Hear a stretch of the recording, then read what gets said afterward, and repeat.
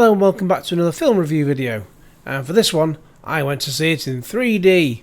Well, on Odeon's Limitless Plus, the 3D doesn't cost you any extra. Trouble is, the only 3D films released these days tend to be CGI films. So, the Garfield movie, because they can't just call it Garfield, as 2004's Bill Murray film already took that.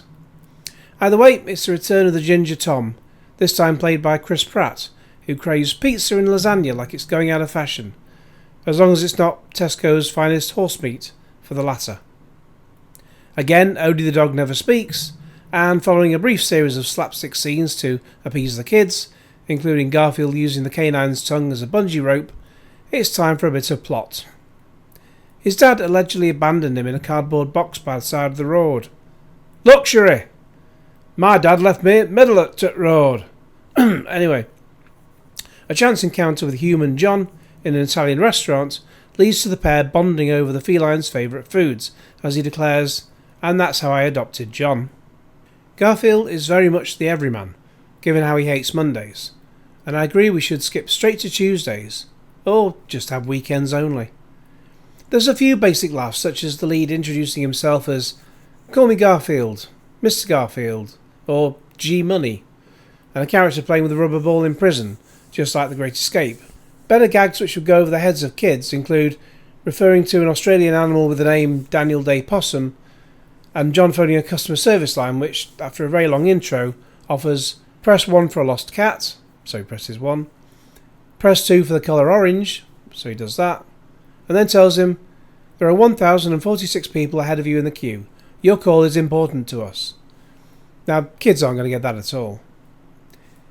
This is tied in with equally slight plots, one of which sees Garfield reuniting with his father Vic, Samuel L. Jackson, a side plot about Otto the Bull's wife Ethel needing rescuing, as well as the awful Hannah Waddingham as Jinx, who leads to the prison situation in the first place.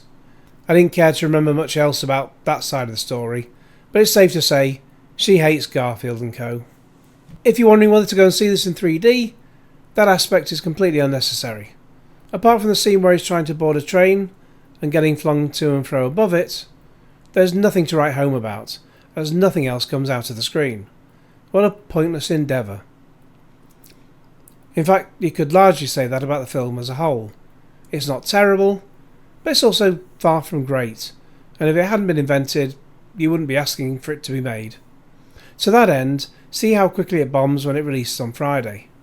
I saw a preview, but even for a new mainstream film, there was just me and a family of 4 in the room, no one else. There's just no buzz for it at all. Still, at least it's better than Chris Pratt's Super Mario Bros. Movie. There's also a post-credits scene, and I've made a separate video about that on my channel. And as for the score,